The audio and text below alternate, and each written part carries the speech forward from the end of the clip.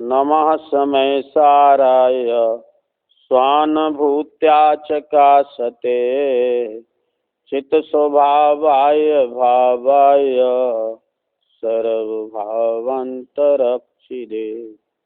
वन्दे तु सौवसिदे ध्रुवम् अचलमणोभं गयं पते बोक्षामि समयपाहुडमिणमो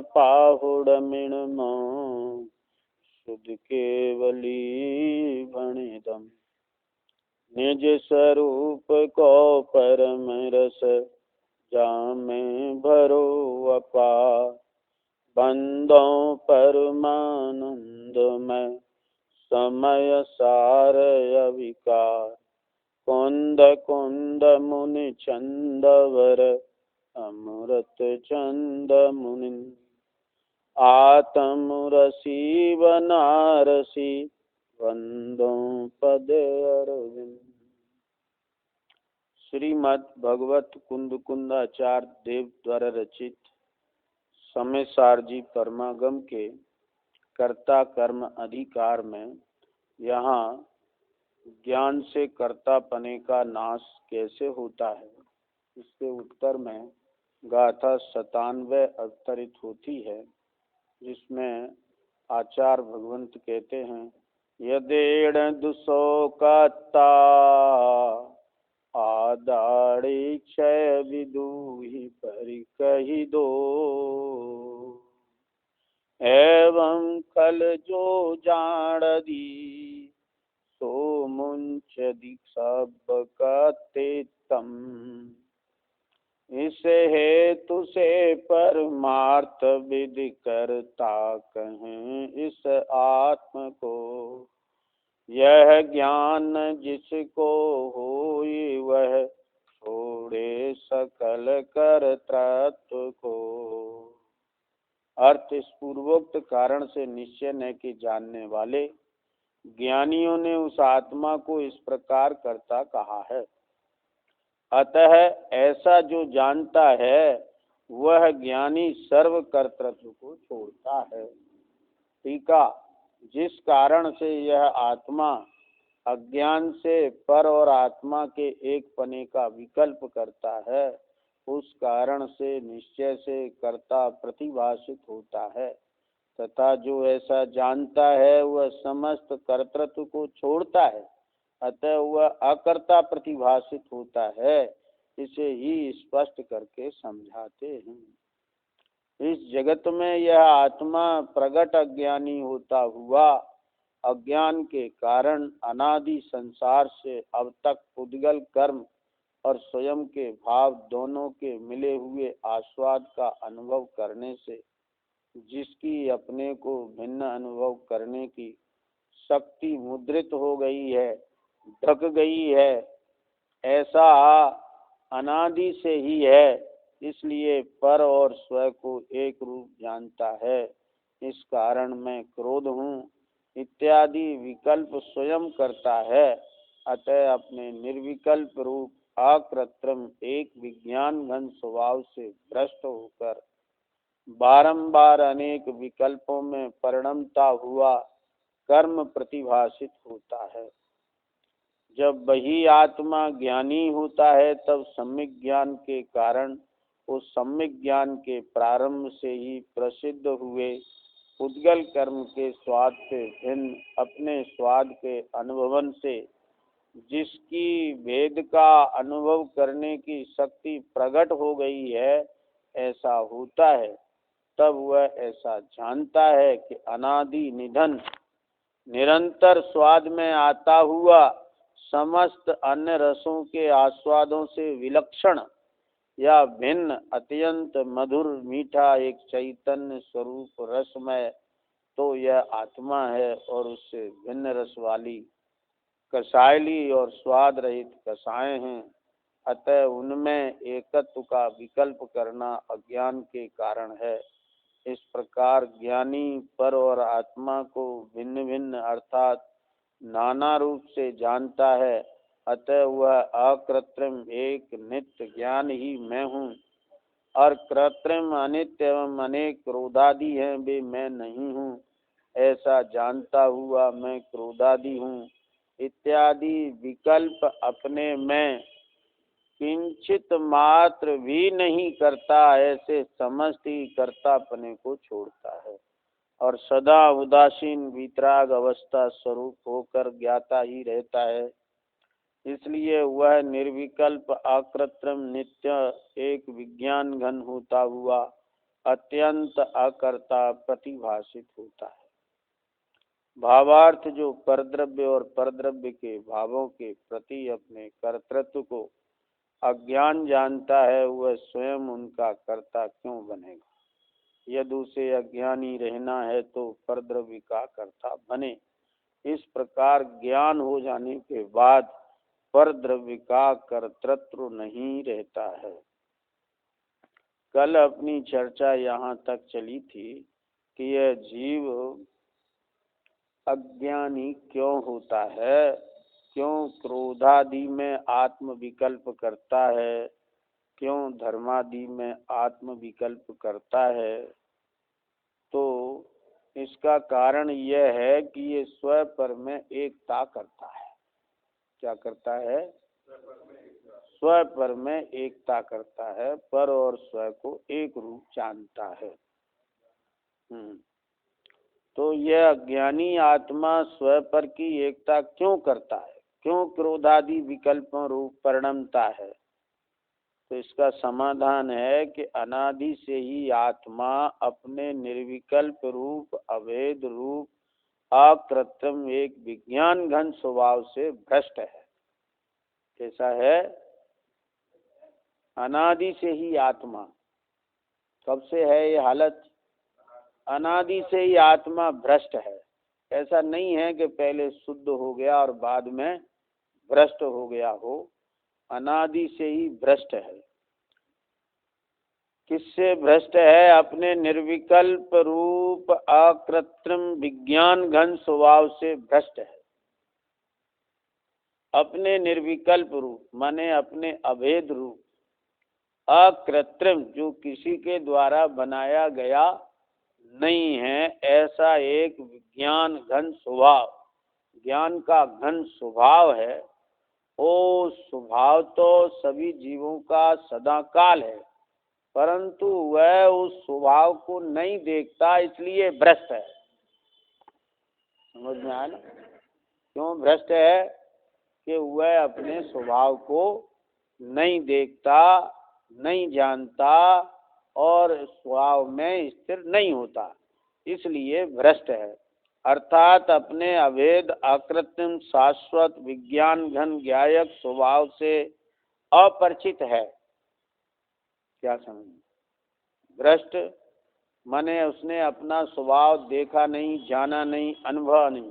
क्यों? कि वह अपरिचित है, उसका स्वभाव से परिचय ही नहीं हुआ।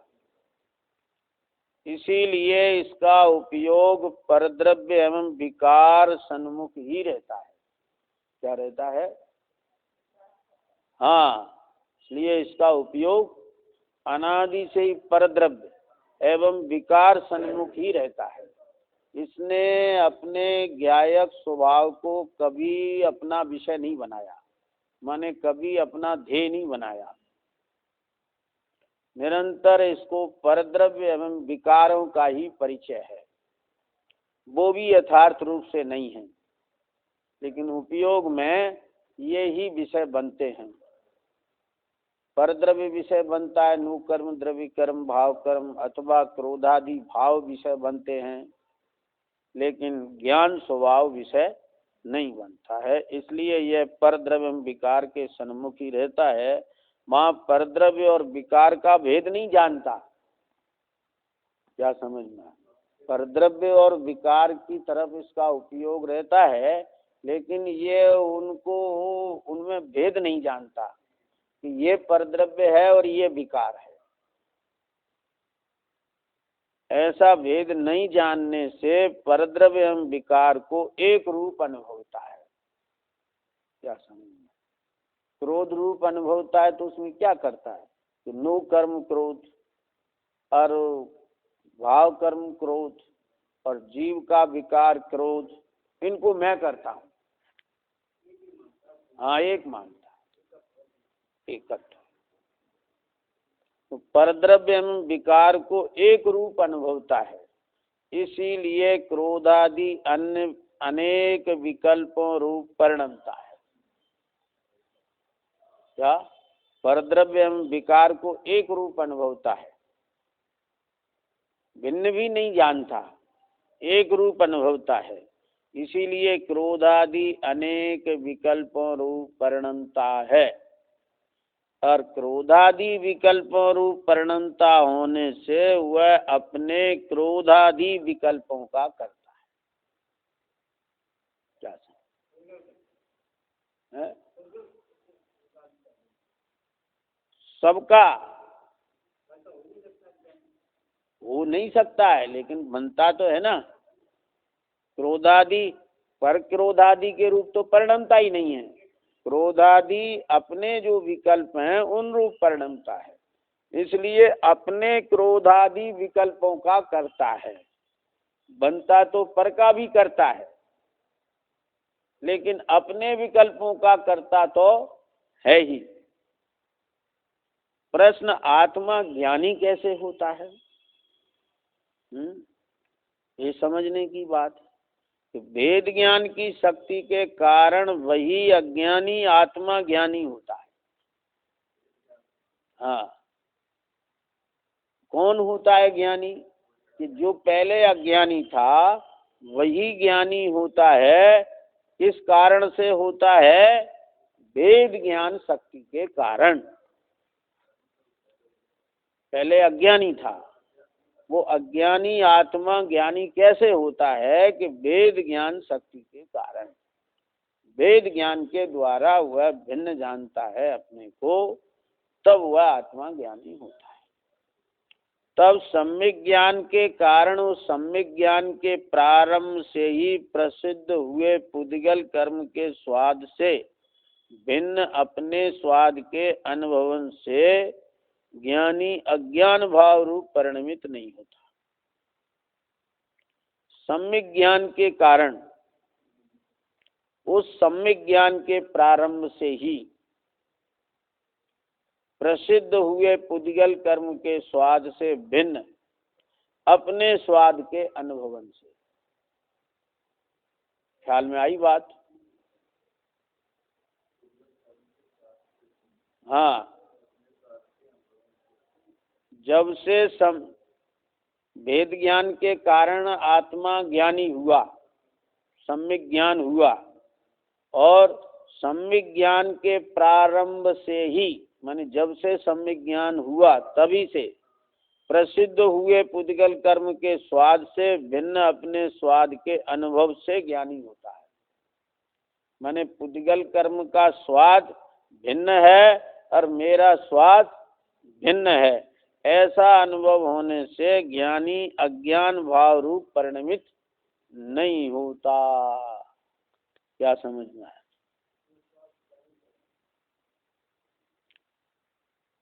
पुद्गल का स्वाद रूप रस गंध स्पर्श है और आत्मा का स्वभाव जानन रूप है।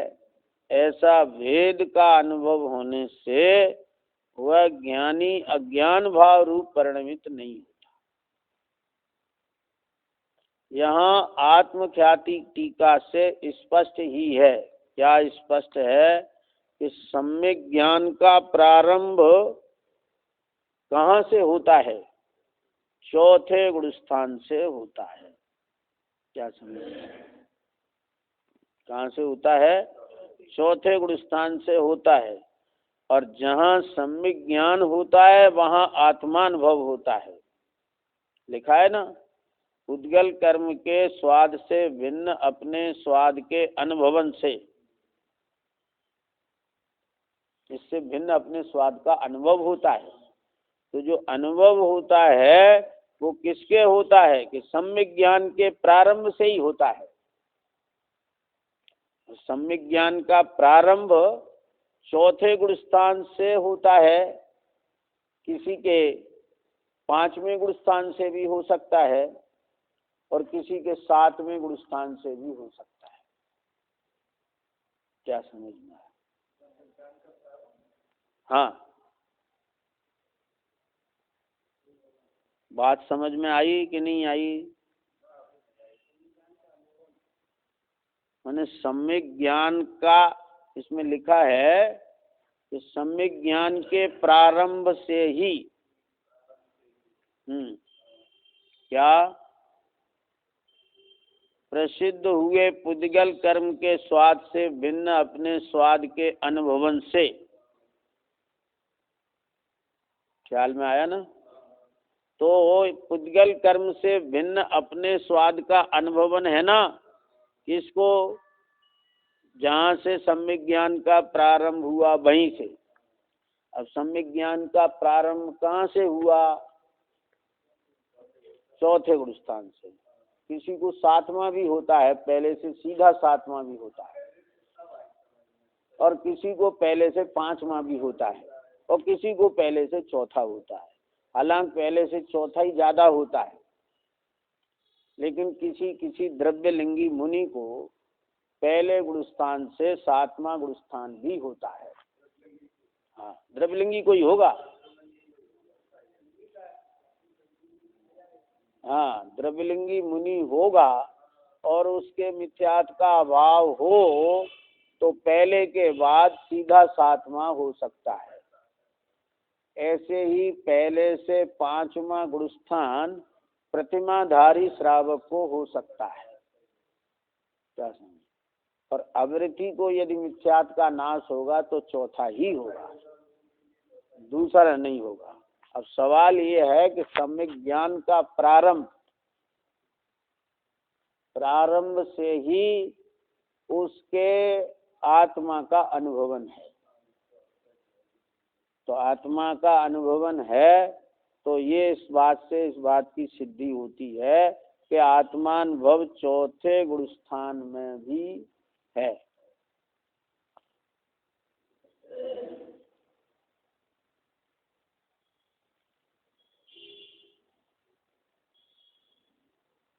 अब देखो, तात्पर्य वृत्ति हिंदी में लिखा है इसी गाथा की टीका में, जब चिदानंद स्वभाव रूप शुद्धात्मा की अनुभूति रूप परिणाम से परिणमित होता है, तब सम्यक ज्ञानी होकर मिथ्यात रागादि भाव कर्म अज्ञान भाव का कर्ता नहीं होता। क्या कहा? जब चिदानंद स्वभाव रूप शुद्धात्मा की अनुभूति रूप परिणाम से परिणमित होता है, तब सम्यक ज्ञानी होकर मिथ्यात रागादि भाव कर्म अज्ञान भाव का कर्ता नहीं। भले गुणस्थान नहीं लिखा है लेकिन क्लियर तो है ना? क्यों भाई प्रताप? है तात्पर्य वृत्ति में, इसी गाथा की तात्पर्य वृत्ति टीका में लिखा है कि जब चिदानंद स्वभाव रूप शुद्धात्मा की अनुभूति रूप परिणाम से परिणमित होता है, तब सम्यक ज्ञानी होकर मिथ्यात रागादि भाव कर्म अज्ञान भाव का कर्ता नहीं।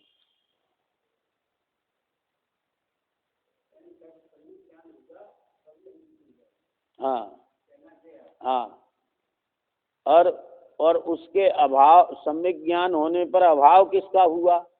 केवल रागादि का भाव नहीं लिखा, मिथ्यात रागादि भाव कर्म अज्ञान भाव का कर्ता नहीं होता। तो आत्मानुभूति, शुद्धात्मा की अनुभूति यदि किसी को चौथे गुणस्थान में हुई तो चौथे गुणस्थान में वो सम्यक ज्ञानी हुआ तो चौथा गुणस्थान हुआ। किसी को सातवें गुणस्थान में हुई, किसी को पांचवें गुणस्थान में हुई। यहाँ आचार्य जयसेन ने स्पष्ट कर दिया कि शुद्धात्मानुभूति हुए बिना अर्थात सम्यक ज्ञानी होकर मिथ्यात रागादि भाव कर्म रूप अज्ञान भाव मिटता है। माने मिथ्यात रागादि भाव कर्म रूप अज्ञान भाव मिटता है। कब? कि जब सम्यक ज्ञानी होता है तब। सम्यक ज्ञानी कब होता है? कि जब शुद्धात्मानुभूति होती है। शुद्धात्मानुभूति के बिना सम्यक ज्ञानी नहीं होता। और सम्यक ज्ञान हुए बिना मिथ्यात रागादि अज्ञान भाव का नाश नहीं होता। इस प्रकार दोनों टीकाओं से चौथे गुणस्थान में आत्मानुभूति नहीं मानते उनका भी निराकरण हो गया। क्या ख्याल? प्रश्न, यहाँ रागादि भाव का कर्ता अज्ञानी को ही कहा, परंतु ज्ञानी भी निचले गुणस्थान में रागादि भाव रूप परिणमता है, तब उन रागादि भावों का कर्ता ज्ञानी है या नहीं? क्या समझिए कि रागादि भाव रूप तो निचले गुणस्थान में ज्ञानी भी परिणमता है, तो रागादि भावों का कर्ता है कि नहीं? समाधान, सम्यक ज्ञानी होकर मिथ्यात रागादि भाव कर्म रूप अज्ञान भाव का कर्ता नहीं होता। हाँ, जो मिथ्यात के साथ रागादि भाव होते हैं उनका कर्ता नहीं होता, क्योंकि उन रूप नहीं परिणमता। जहाँ यहाँ जयसेन स्वामी ने स्पष्ट कर दिया है कि ज्ञानी अज्ञान भाव रूप रागादि का कर्ता नहीं है।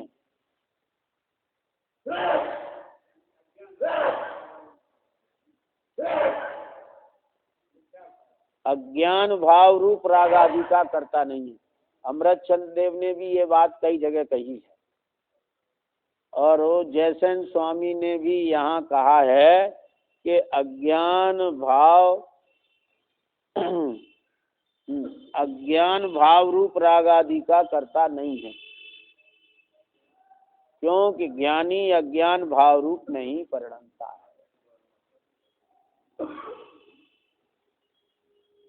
परंतु सराग सम्यक दृष्टि होता हुआ अशुभ कर्म का कर्तृत्व छोड़ता है। हाँ, सराग सम्यक दृष्टि होता हुआ अशुभ कर्म का कर्तृत्व छोड़ता है, अर्थात बुद्धि पूर्वक शुभ भाव रूप परिणमित होने से चौथे पांचवें गुणस्थान वाला सराग सम्यक दृष्टि शुभ भाव का करता है। किसका करता है? शुभ भाव का करता है।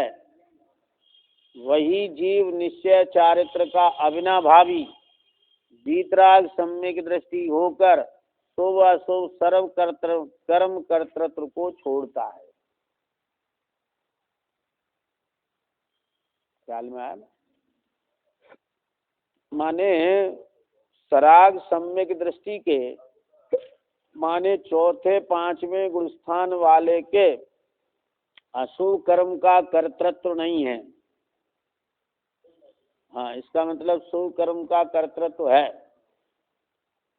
अर्थात बुद्धि पूर्वक शुभ भाव रूप परिणमित होने से, बुद्धि पूर्वक माने उद्यम पूर्वक शुभ भाव रूप परिणमित होता है, इसलिए चौथे पांचवें गुणस्थान वाला सराग सम्यक दृष्टि शुभ भाव का करता है।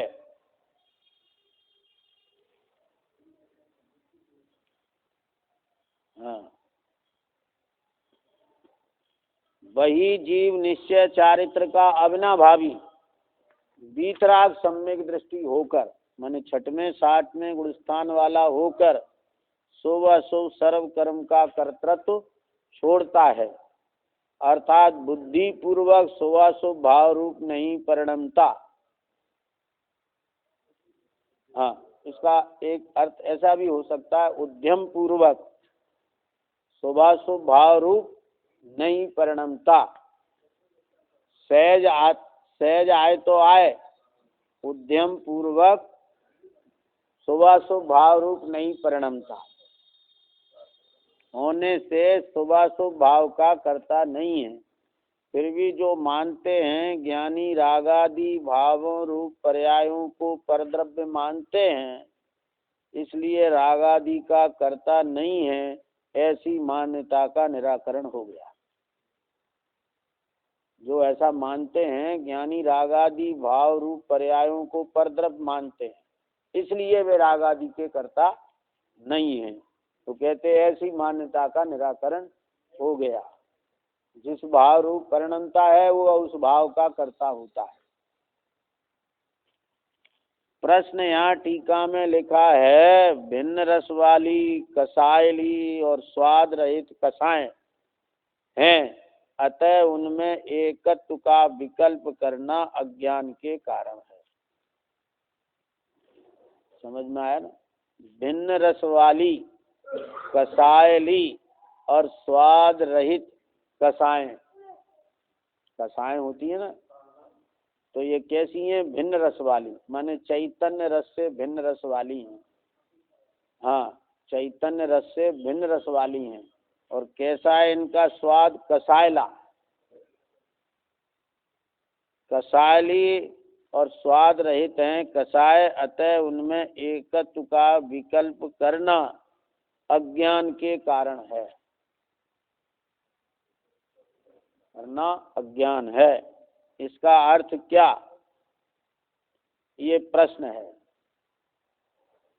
समाधान, अन्य रसों से भिन्न अत्यंत मधुर मीठा एक चैतन्य स्वरूप रसमय शुद्ध आत्म स्वभाव का स्वाद अनुभव अज्ञानी के नहीं है।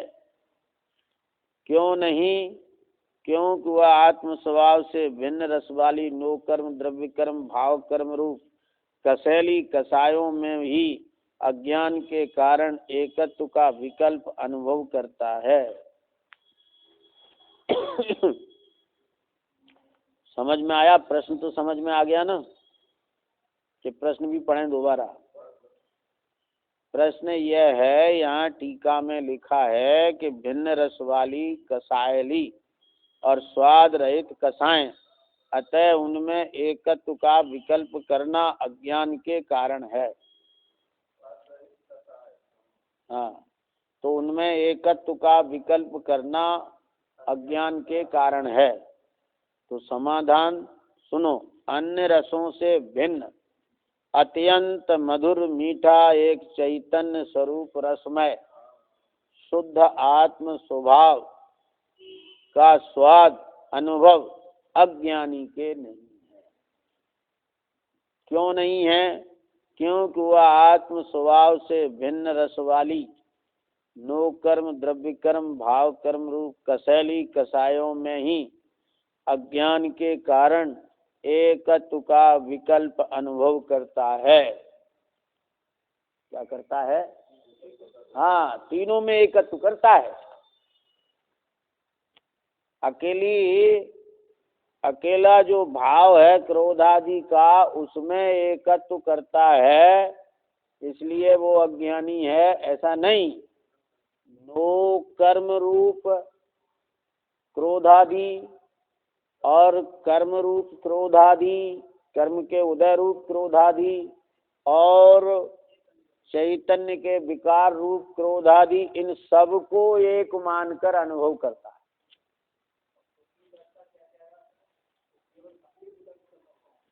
हाँ, एकत्व का, उनमें जो एकत्व का विकल्प है उसके कारण वो अज्ञानी है। माने वो अज्ञानी ये मानता है कि मेरे में कसाय है, इसलिए वो अज्ञानी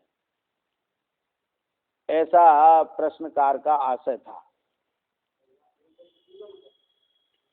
तो यहाँ वो अत्यंत मधुर मीठा एक चैतन्य स्वरूप जो रस है, वो अपने शुद्ध आत्म स्वभाव का स्वाद है, अनुभव है, वो अज्ञानी को नहीं है। क्यों नहीं है? क्योंकि वह आत्म स्वभाव से भिन्न रस वाली नो कर्म द्रव्य कर्म भाव कर्म रूप कसेली कसायों में ही अज्ञान के कारण एकत्व का विकल्प अनुभव करता है।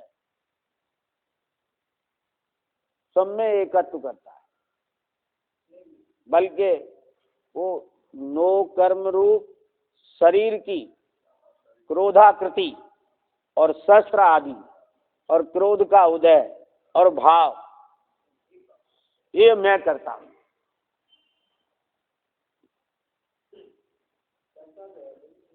हाँ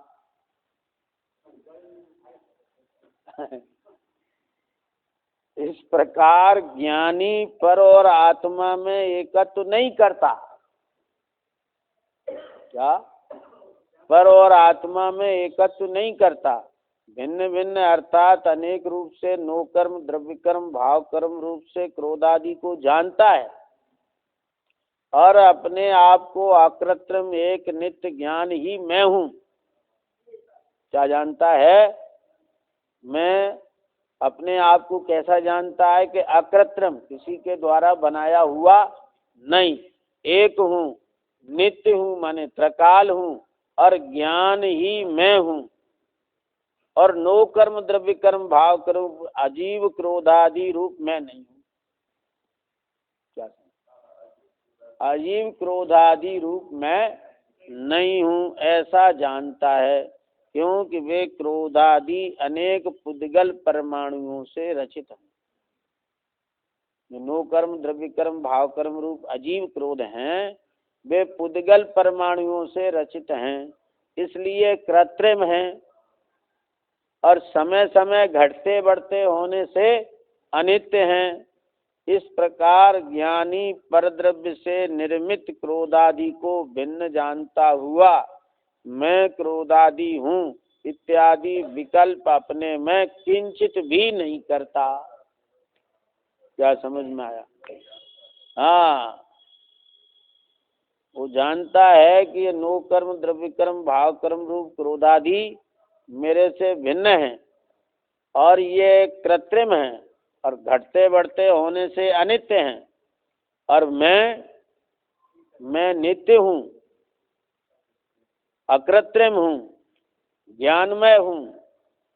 इस प्रकार ज्ञानी परद्रव्य से निर्मित क्रोधादि को भिन्न जानता हुआ मैं क्रोधादि हूँ इत्यादि विकल्प अपने में किंचित भी नहीं करता।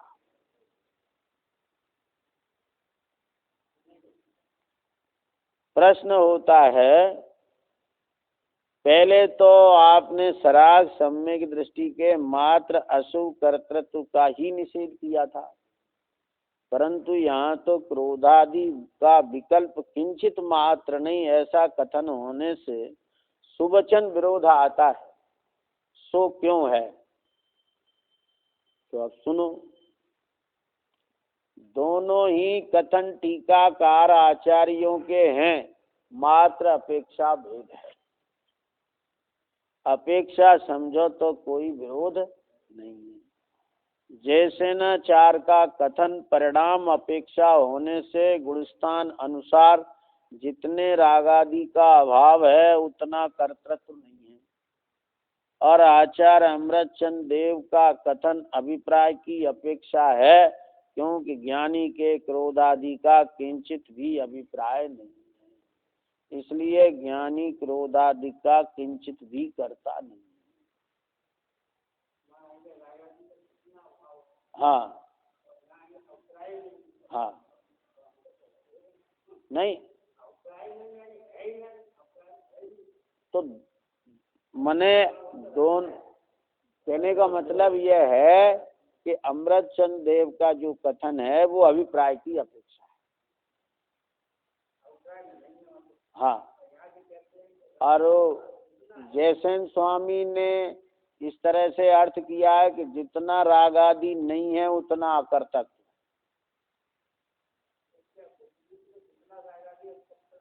उतना कर्तक, ये सिद्ध हो गया।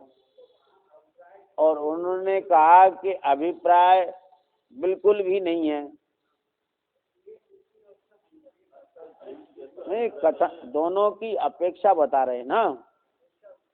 हाँ, दोनों की अपेक्षा बता रहे हैं कि उन्होंने तो आचार्य अमृतचंद देव का कथन अभिप्राय की अपेक्षा है, क्यों ज्ञानी के क्रोधादि का किंचित भी अभिप्राय नहीं, इसलिए ज्ञानी क्रोधादि का किंचित भी करता नहीं, क्यों ज्ञानी सदा उदासीन वीतराग अवस्था स्वरूप होकर ज्ञाता ही रहता है, इसलिए ज्ञानी क्रोधादि का करता नहीं है। अब कोई इसका अर्थ लगा ले अमृतचंद्र के कथन का कि सदा उदासीन वीतराग अवस्था स्वरूप होकर ज्ञाता ही रहता है, तो फिर तो ज्ञानी 12वें गुणस्थान में हुआ।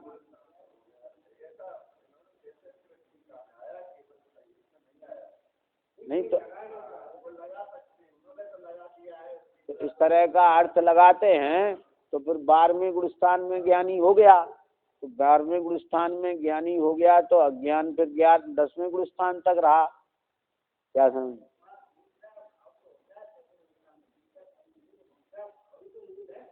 हाँ तो वीतराग भाव अनंतान मंदी के कसाय के अभाव रूप वीतराग भाव होता है बस।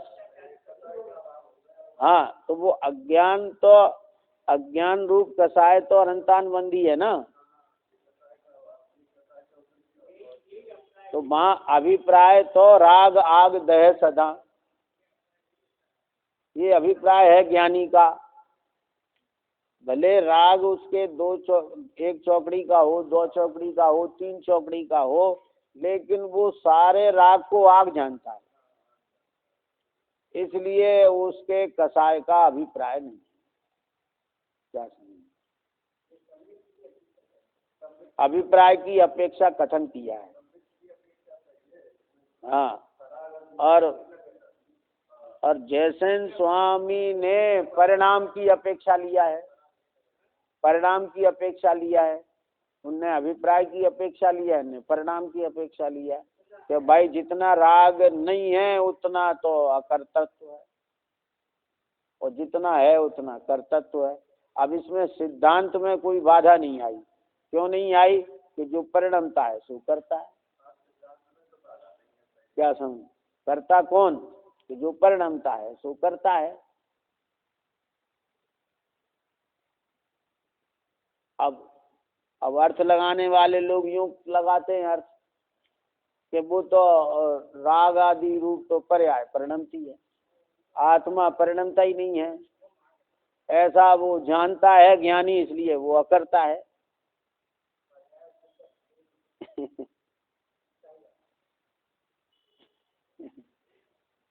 ज्ञानी सदा उदासीन वीतराग अवस्था स्वरूप होकर ज्ञाता ही रहता है, माने वो अभिप्राय से ज्ञाता ही रहता है, वीतराग स्वरूप रहता है, इसलिए ज्ञानी क्रोधादि का करता नहीं। अब प्रश्न आता है कि परिणाम की अपेक्षा समझ में आ गया, परंतु अभिप्राय की अपेक्षा ज्ञानी क्रोधादि का करता नहीं और वीतराग अवस्था स्वरूप ज्ञाता ही है, परंतु ज्ञानी तो चौथे गुण स्थान में ही हो जाता है। यहाँ क्रोधादि का अभाव रूप वीतराग अवस्था कैसे संभव है? क्या समझना? तो अब सुनो इसका समाधान। वीतराग अवस्था स्थूल दृष्टि से 7वें गुण स्थान में है और सूक्ष्म दृष्टि से 11वें 12वें गुण स्थान में होती है, परंतु चौथे गुण स्थान वाले ज्ञानी के किंचित भी राग आदि का अभिप्राय नहीं है, क्योंकि राग आदि को सर्वथा ही मानता है। राग अंश को किंचित भी भला मानने का अभिप्राय नहीं है।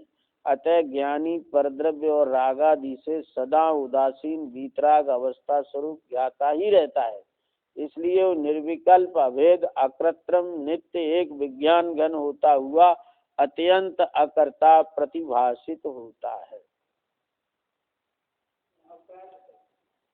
समझना? देखो, रागादि का अभाव स्थूल दृष्टि से वीतरागी हैं 6वें 7वें गुण स्थान वाले, हाँ, सूक्ष्म दृष्टि से 11वें 12वें गुण स्थान वाले हैं और अभिप्राय की अपेक्षा से चौथे गुण स्थान वाला भी है।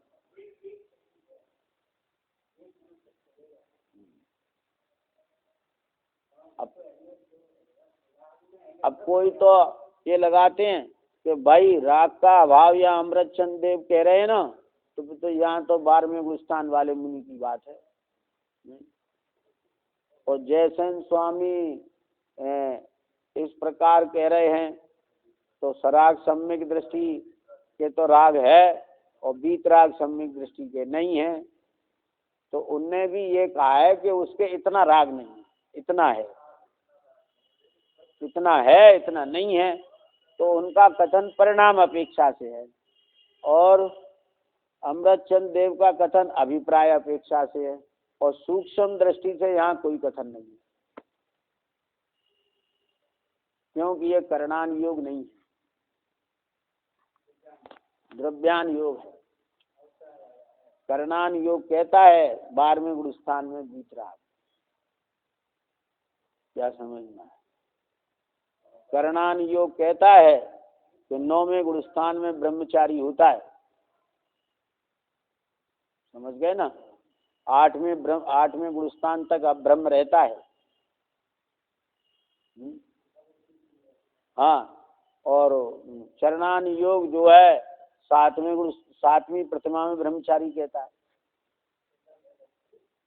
अरे 7वीं प्रतिमा में, चिल्लक एलक तो 11वीं है, 7वीं प्रतिमा को ब्रह्मचरी प्रतिमा कहता है, और ब्रह्मचर्य महाव्रत मुनि के कहता है।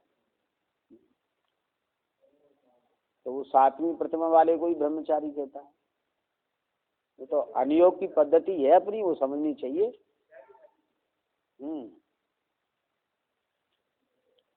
अब इसका सारांश कहते हैं, जब तक परद्रव्य का कर्तृत्व है तब तक ही अज्ञान है।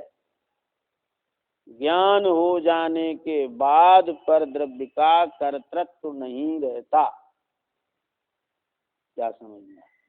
जब ज्ञान हो जाता है तब परद्रव्य का कर्तृत्व नहीं रहता। राग के प्रति है बुद्धि हो गई।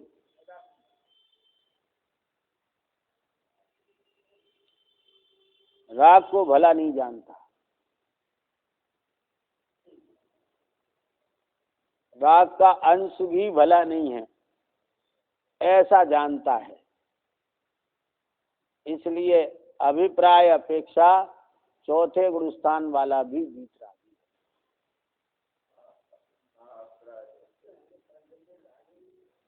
है। स्थूल दृष्टि से 6वें 7वें गुण स्थान वाला वीतरागी है, और 11वें 12वें में कहो तो सूक्ष्म दृष्टि से करणान योग से 11वें 12वें वाला वीतरागी।